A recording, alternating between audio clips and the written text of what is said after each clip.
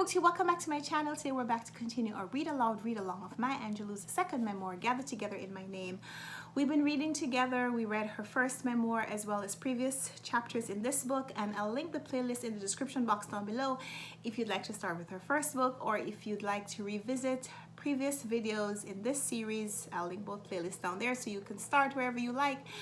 I'm going to read aloud. If you have a copy of this book and you'd like to read along with me, I invite you to do so. Otherwise, you could just listen to me read. We're up to chapter 15 in this book, where Maya Angelou has just revealed that she's starting a brothel. And this book is getting as intriguing as you could imagine. So we're going to continue with chapter 15 today, which in this edition of the book begins on page 70. So let's get started. During this time, when my life hinged melodramatically on intrigue and deceit, I discovered the Russian writers. One title caught my eye. Not because I felt guilty raking in money from the doings of prostitutes, but because of the title's perfect balance. Life, as far as I had deduced it, was a series of opposites. Black and white, up and down, life and death, rich and poor, love and hate, happy and sad, and no mitigating areas in between. It followed, crime and punishment. The heavy opulence of Dostoevsky's world was where I had lived forever. The gloomy, lightless interiors, the complex ratiocinations of the characters, and their burdensome humors were as familiar to me as loneliness. I walked the sunny California streets shrouded in Russian mists. I fell in love with the Karamazov brothers and longed to drink from a samovar with a lecherous old father. Then Gorky became my favorite. He was the blackest, most dear, most despairing. The books couldn't last long enough for me. I wished the writers all alive, turning out manuscripts for my addiction. I took to the Chekhov plays and Turgenev, but always returned in the late nights after I had collected my boodle to the Maxim Gorky and his murky, unjust world. My dance teacher, who took no personal interest, wore the most outlandish clothes. Her long dark skirt, gathered, fell to just above her ankles. The blouses were of Mexican persuasion and were worn off her thin shoulders. Ropes of colorful beads and thong sandals completed her costume. She looked odd enough for admiration. I copied her clothes, and when not dressed in the white blouse, black skirt waitress uniform, I could be seen haunting the libraries, a tall, thin black girl in 2 long skirts and senorita blouses, which might have been sexy had I had the figure and or the attitude to compliment them. Alas, I didn't. Upon reflection, I marvel that no one saw through me enough to bundle me off to the nearest mental institution. The fact that it didn't happen depended less on my being a good actress than the fact that I was surrounded, as I had been all my life, by strangers. The world of waitress, dreamer, madame, and mother might have continued indefinitely, except for another of life's unexpected surprises. I didn't insist on any rules in my little whorehouse by the side of the road, except one. No all-night dates, no matter what the temptation. I wanted the money without name, the ease without strain. I never wanted any tricks to be in the house after I arrived, hence the signal with Hank. One evening, I sat in a taxi in the darkened street. I never took my automobile to the whorehouse, and waited for the light to go off on the porch. The driver, who also brought trade, and I walked into the house. I stood in the center of the tiny living room, which smelled of Lysol and smoke and incense, hemmed in by the driver, the women, and Hank, and by the furniture, which threatened to oust us all at any moment. Beatrice and Johnny May erased any budding aspirations I had for owning things. Now that they had money, their acquisitive natures came into their own. The total filling up of the living room was so gradual that it was as if the existing furniture gave birth nightly to smaller and even larger images of itself. Hank passed me the cigar box of money. Damn, turn the damn radio off till we get business settled. You can't hear a thing. I had taken to cursing to round out my image. The 2 women no longer took any interest in me, except possibly to hate my arrogance and envy my authority. I couldn't care less.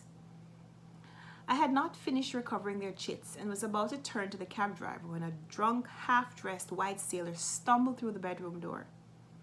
He had nothing on below the blue midi. There was a moment's hush when the women and Hank looked at me. I was hypnotized at the man's nudity and couldn't take my eyes from his white, soft, dangling penis. Beatrice ran to him. Honey, I told you to stay. What's going on? Who are all these folks? His accent was lower Mississippi, and he looked as naked and white and ugly and drunk and nasty as anything I could think of. Beatrice herded him back to the room. In those seconds, I became a child again. Unreasoning rage consumed me. The low-down, sneaky women. I had told them to have the place cleared before I got there. They had probably had tricks there every night, and I hadn't even questioned them. I could have gone to jail, or worse. After all I'd done for them, their whorish hearts were so ungrateful that I had been subjugated to looking at the sickening aspect of a white man's penis. I turned to Hank, and lumbering toward me, he said, Rita, swear to God, I thought they were all gone. Johnny May allowed a little of her jealousy to show. I don't see nothing wrong myself. You come over here every night collecting money, acting like you're somebody's pimp, but you're too good to turn a trick, and you keep this big, rough SOB watching us all the time. Well, you can kick my black bottom. Her rudeness didn't surprise me. I would not have moved an eyebrow at anything anymore. The drivers stood mesmerized by the event. I gave the cigar box to Hank. Hank, do you want a whorehouse complete with whores? You've just been given one. I turned to the women, gathering all my injured dignity. And ladies, you decided in the beginning that you were going to screw me one way or the other. Look at us now. Who did the screwing? Beatrice's voice keened, sharpened, and moved through the room like a swinging razor. If it hadn't been for you, we'd been living like we always did. Yes, in the street, or back in some white woman's kitchen. Johnny May swelled up as if she had taken in more air than it was possible to release. Be goddamn careful how you talk to her, you big nose. It was time to go. These lying heathens were not above attacking me, and after all I'd done for them. Hank, if you want this place, it's all yours. And one parting shot to the traders. At least I'm leaving you better off than I found you. You've got enough second-hand furniture to start your own Goodwill store. And to the cab driver, will you please take me home? I stood straighter, separating myself from the stench of my present environment, and started out. Johnny May's rage propelled her after me. I reached the door just as she stretched her hand for me. I put on a little speed, not wanting to appear to be running, and escaped down the steps as she and the cab driver collided in the doorway. He extricated himself in a hurry, more than a little terrified of getting caught between two restless tribes.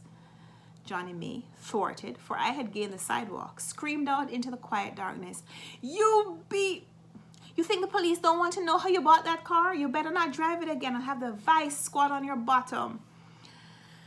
I don't know how I continued walking to the cab. Her threat and the sound of her screech had stabbed me to the quick as surely as it had pierced the night. The wretch would put the cops on my trail and I'd lose my car, go to jail, and be put out on Mother Cleo's. I was sitting in the back of the taxi when a numbing thought sailed across my brain like a poisonous snake. I might be declared an unfit mother and my son would be made a ward of the court. There were cases like that. In the cool early morning air, I began to sweat. The tiny glands in my armpits opened and closed with the pricking of 1,000 stray pins. Please take me home, and I'm sorry for that terrible outburst.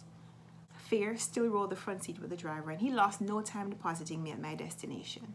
I paid him, tipped him grandly, and inundated him with praise for his reliability and courtesy and lack of familiarity. I don't think he heard a word, and before I reached the front door, his taillights had turned, winking around the corner.